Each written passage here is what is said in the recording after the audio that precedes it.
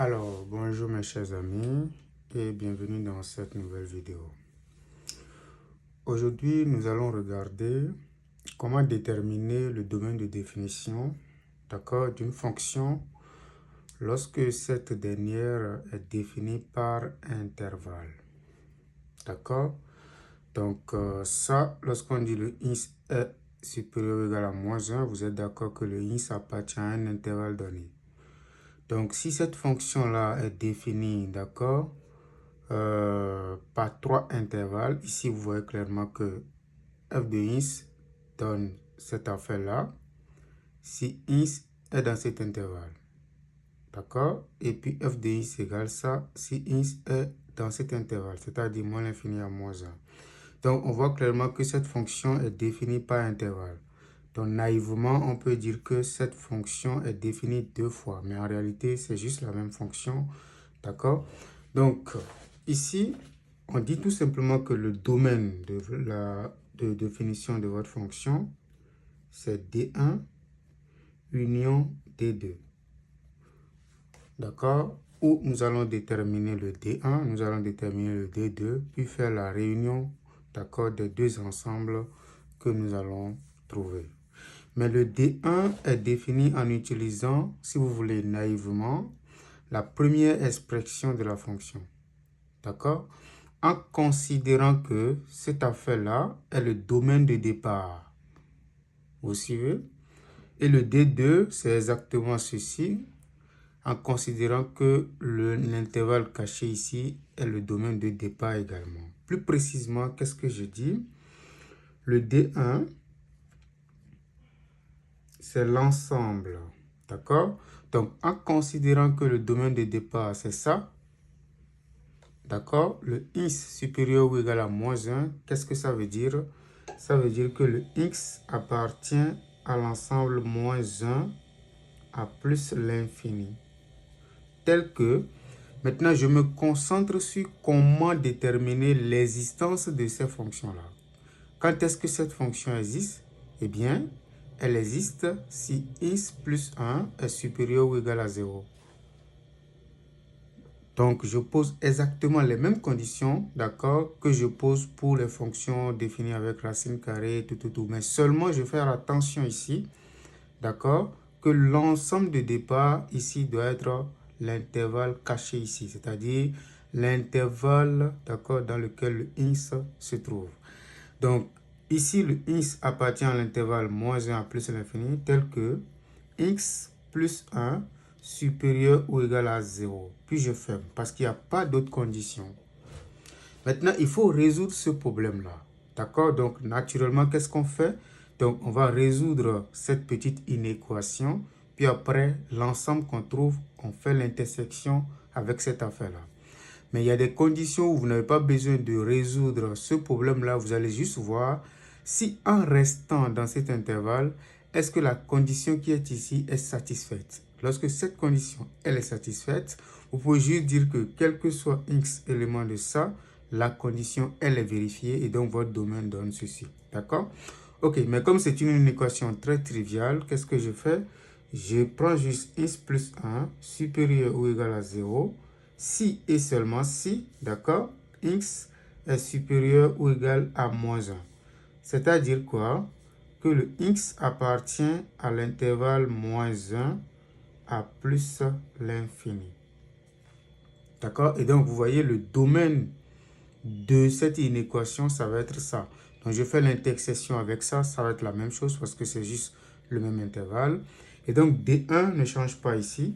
C'est exactement moins 1, d'accord, à plus l'infini.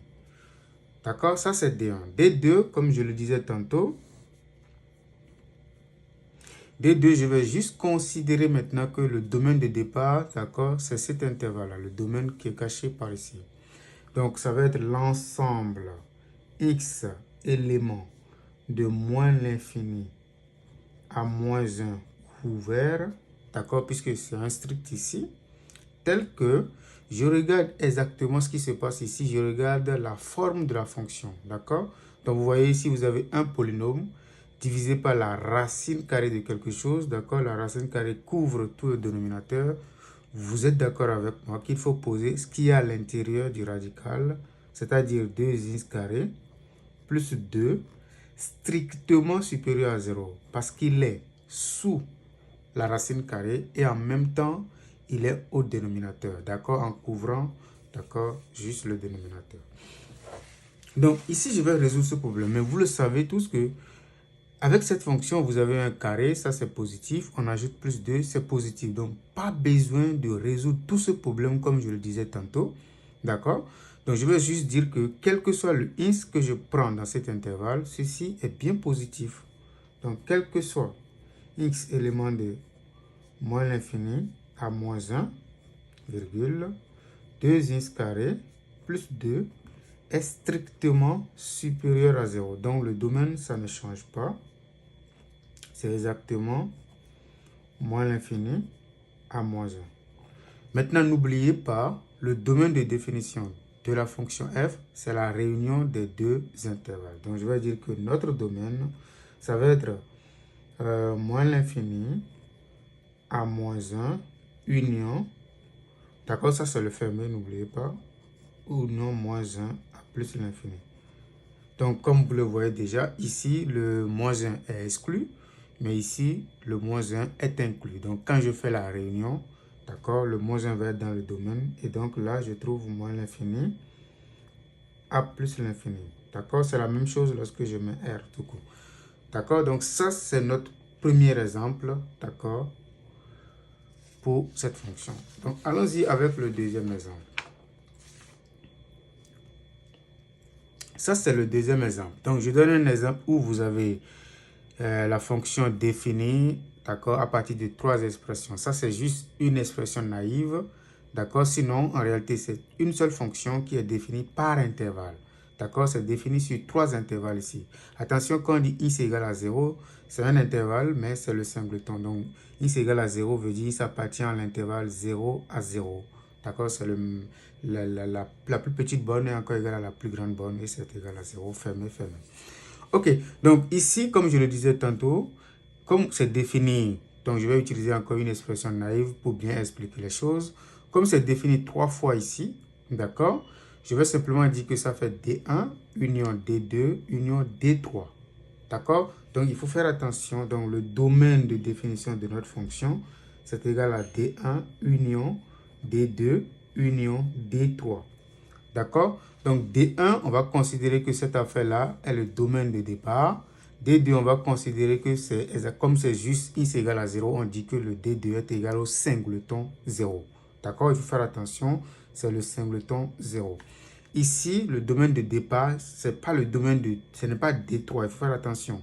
C'est le domaine de départ qui va être égal à l'ensemble x éléments de 0 à plus l'infini, puis on va poser des conditions supplémentaires. Donc, allons-y avec D1.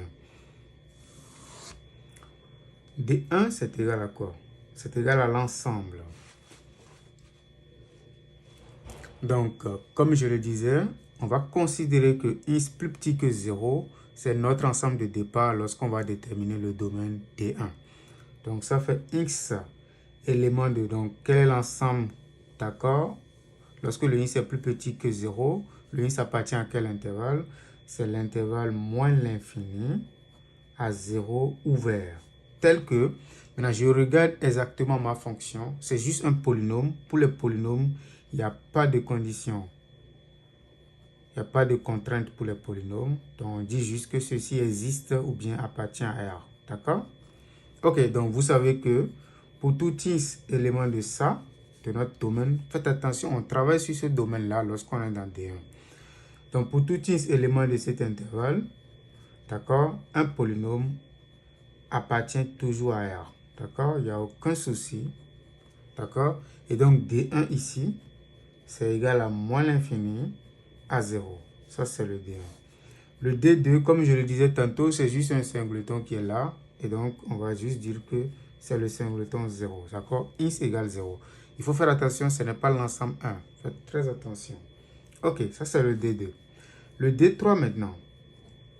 Comme je le disais, il faut prendre ceci comme ensemble de départ. Donc, ça fait l'ensemble x éléments de 0 à plus l'infini, tel que, donc, vous voyez, ça c'est une fonction définie avec des racines et des polynômes. Donc il faut juste poser la condition pour la racine carrée. Et donc nous allons poser 2x moins 1 supérieur ou égal à 0. Donc il faut faire attention, on va juste résoudre cette petite inéquation pour voir ce que ça donne. 2x moins 1 supérieur ou égal à 0. D'accord, si et seulement si 2x, donc on envoie le moins 1 de ce côté-là, ça donne supérieur ou égal à 1. Maintenant, on peut diviser par 2, ça voudra dire que le x est supérieur ou égal à 1 divisé par 2. Et donc, le x appartient à l'intervalle fermé 1 demi à plus l'infini. Donc, comme je le disais, il faut faire l'intersection de ça avec ça. Donc, D3 en réalité, ce n'est rien d'autre que l'intervalle ouvert 0 inter cet intervalle-là, 1 demi à plus l'infini. D'accord? Pour ceux qui aiment les as, on peut construire des as pour représenter juste ce domaine. Nous avons besoin de 0 ici. Nous avons besoin de 1 demi. Et puis je construis les deux intervalles. 0 à plus l'infini, ça va être ça. D'accord? 1 demi à plus l'infini. Ici, j'ai un petit trou parce que c'est ouvert. Ici, je vais fermer. Donc, je vais mettre le point à plus l'infini également. Donc, l'intervalle intersection des deux intervalles, ça donne 1 demi à plus l'infini. Donc, le D3 ici, c'est exactement fermé en 1 demi à plus l'infini. Donc, n'oubliez pas votre domaine. Le domaine de la fonction f, ce n'est pas seulement D3, mais c'est la réunion des trois domaines. Donc, je vais dire que D, qui est notre domaine de définition, ça va être D1, qui est moins l'infini à 0, union, d'accord? Le singleton 0, qui n'est rien d'autre que notre D2, union maintenant, 1 demi à plus l'infini. Donc, comme je le disais, vous voyez, ici, le 0 est exclu, mais ici, le 0 est inclus. Donc, je peux juste mettre moins l'infini à 0 fermé, union, 1 demi à plus l'infini. Même si on construisait des as pour pouvoir déterminer cet ensemble, ça ne changera pas. Ça va être notre domaine. D'accord? Nous allons regarder une troisième fonction pour voir exactement ce que nous faisons. Donc, il faut respecter les étapes. C'est très important. La troisième fonction, nous avons exactement ceci. D'accord? Nous allons regarder cette fonction-là. Donc, naïvement également, pour utiliser une expression qui n'est pas trop commode, cette fonction est définie, d'accord, par deux expressions, d'accord? Mais en réalité, c'est juste une seule fonction, d'accord? Donc, on va dire que c'est définir, d'accord, sur deux intervalles, pas intervalle, d'accord? Donc, ici, je vais dire que D ici, le domaine de notre fonction, ça va être exactement D1 union D2. Donc, D1 concerne le tout premier intervalle qui est en haut. Et puis, D2 concerne cette affaire-là. Donc, le D1, il faut se concentrer pour déterminer correctement le D1 et le D2. Le D1, c'est l'ensemble, x élément de quoi? Regardons ici, le x est plus petit que moins 1. Ça veut dire que le x appartient à l'intervalle moins l'infini à moins 1. Ouvert, d'accord? Parce que c'est le strict ici. Donc, x élément de l'intervalle moins l'infini à moins 1, tel que, d'accord, ça c'est juste une fraction, donc une fonction rationnelle, et donc c'est juste le dénominateur qu'il faut poser différent de 0. Donc 2 plus x différent de 0. Et comme vous le savez, lorsqu'on pose ceci différent de 0, qu'est-ce qu'on fait? On va d'abord résoudre l'équation 2 plus x égale à 0. Donc, posons 2 plus x égale à 0. Donc, la solution que nous allons trouver, nous allons juste l'exclure dans notre domaine qui est ici. Faites attention. Il ne faut pas mettre R privé de non. Il faut faire attention. On va juste priver ce qu'on trouve dans ce domaine. S'il n'est pas dans le domaine, ça voudra dire qu'on ne privera rien. On va juste remettre notre ensemble. Donc, ici, je vais dire que 2 plus x égale à 0 si et seulement si x égale moins 2. Donc, ce que nous allons faire, c'est de priver moins 2 dans cet intervalle. Donc, D1 est égal à tout ceci, donc moins l'infini à moins 1 privé de l'ensemble moins 2. D'accord? Donc, vous avez en quelque sorte Ça, c'est moins l'infini.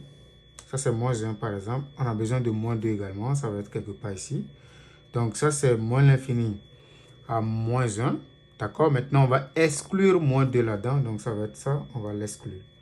D'accord? Si on l'exclut, ça casse notre ensemble en deux intervalles. Ça va être de moins l'infini à moins 2, union moins 2 à moins 1. Donc, D1, en quelque sorte, ce n'est rien d'autre que moins l'infini à moins 2, union moins 2 à moins 1.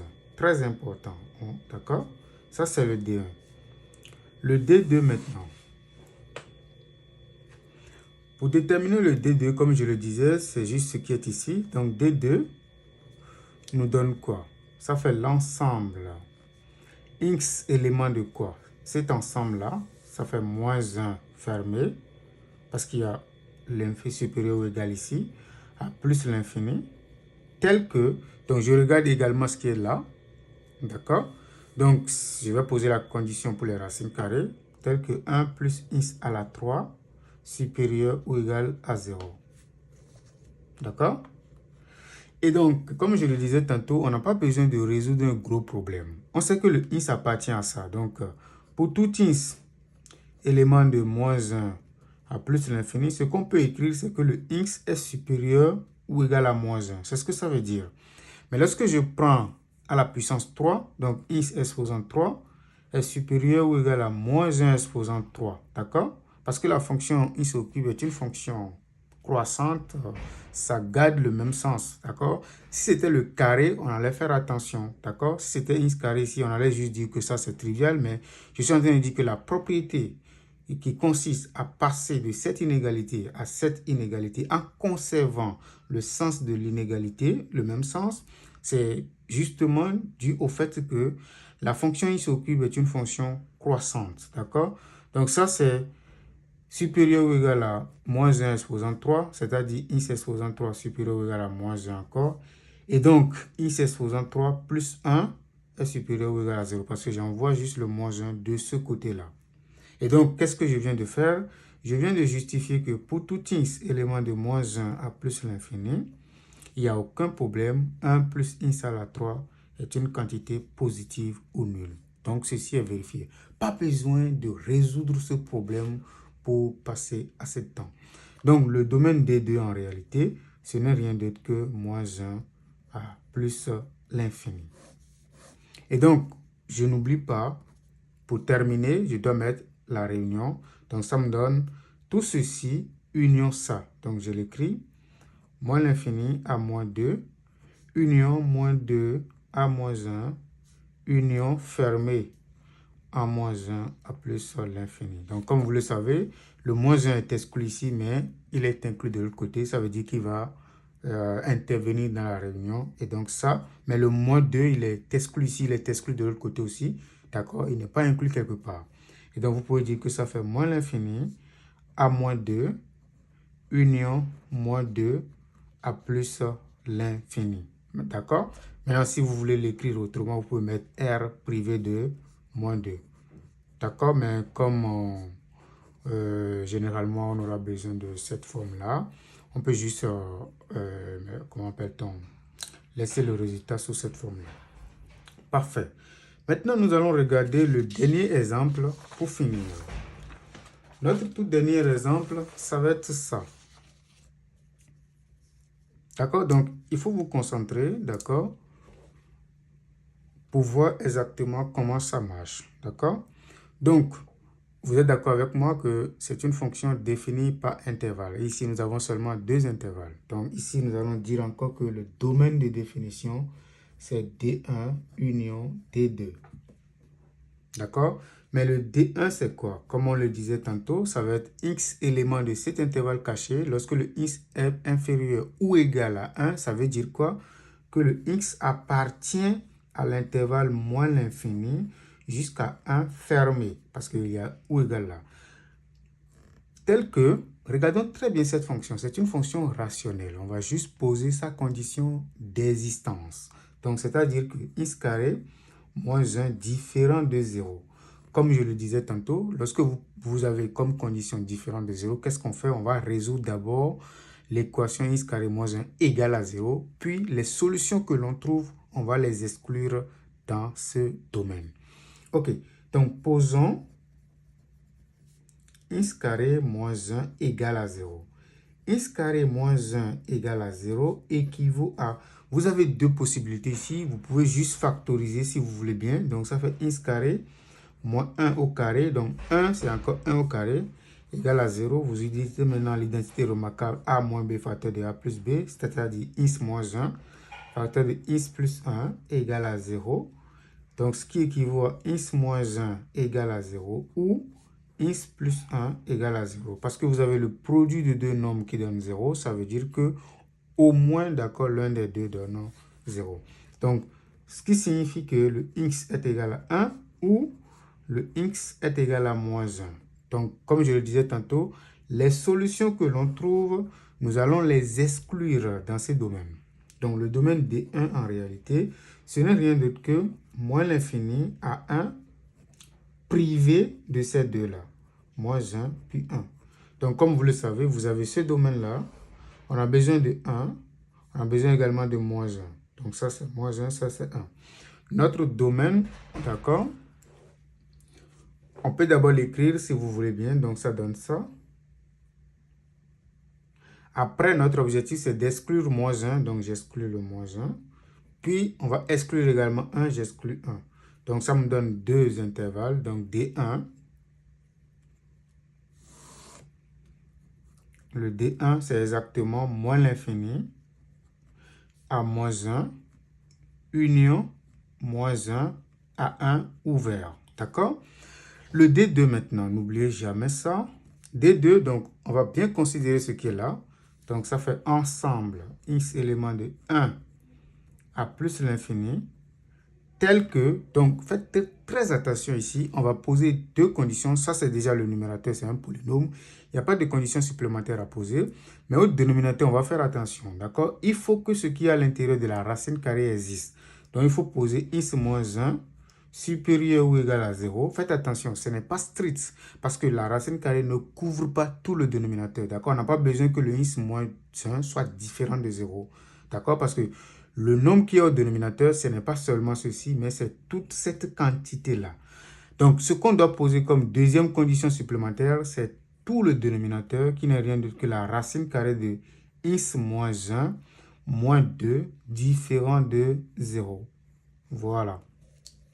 Maintenant, on va traiter chaque information. C'est très important. Premièrement, cette information. X moins 1 supérieur ou égal à 0 signifie quoi? Ça veut dire que le x est supérieur ou égal à 1. On envoie juste le moins 1 de l'autre côté. Ce qui équivaut à x élément de quel intervalle? 1 à plus l'infini. Ça, c'est notre premier point. D'accord? N'oubliez pas, ça, c'est différent de 0 qu'on a posé. Donc, on va d'abord résoudre l'équation ceci égale à 0. Puis, la solution qu'on trouve, l'objectif, c'est de priver cette solution ici. D'accord? OK. Donc, posons la racine carrée de x moins 1 moins 2 égale à 0. Racine carrée de x moins 1 moins 2 égale à 0, si et seulement si la racine carrée de x moins 1 égale à 2. D'accord? Comme vous le savez très bien, pour résoudre une équation de la forme racine de p de x égale à une constante, ça c'est juste une constante positive. D'accord? Donc on dit juste que x moins 1 est égal à 2 au carré. D'accord? Ça c'est une constante, on n'a pas besoin de poser d'autres conditions supplémentaires. D'accord? Donc x moins 1 est égal à 4. D'accord? Ce qui équivaut à x égale à 4 plus 1 qui donne 5. Donc, ça, c'est automatiquement la solution de votre équation. Donc, qu'est-ce qu'on va faire? On va juste priver cette affaire-là dans cet ensemble-là. Donc, restez concentrés. Donc, ici, on va faire, premièrement, l'intersection de ça avec ça. Ça ne va pas changer, ça va être juste 1 à plus l'infini, exclu parce que l'intersection ne va pas faire intervenir 1 dans le domaine. Donc, D2 en réalité, ce n'est rien d'autre que, c'est pour vous dire que ici, je pouvais juste poser que, quel que soit ici élément de ça, le x moins 1 est bien supérieur ou égal à 0. Donc, ce traitement, on n'avait pas besoin de tout résoudre. Mais c'est bon. Donc, le domaine ici, ça va être 1 à plus l'infini, privé de 5. Et si vous voulez, on peut l'écrire sous forme d'intervalle. Donc, c'est 1 à 5, union 5 à plus l'infini. Donc, ce que nous allons faire maintenant, c'est de faire D1 union D2. D'accord? Ça, c'est le D1. D'accord? On va faire union D2. Donc, D1 union D2, donc notre domaine, ça nous donne exactement moins l'infini, à moins 1, union, moins 1, à 1, union 1, à 5, union 5, à plus l'infini. Vous voyez ici, le 1 est exclu, il est exclu de l'autre côté également. Moins 1 est exclu, il est exclu tout le temps. 5 aussi est exclu tout le temps. Donc, on peut, si on veut l'écrire sous forme qu'on appelle de R privé de quelque chose, ça va être R privé de ces trois nombres, moins 1 et puis 5. Voilà.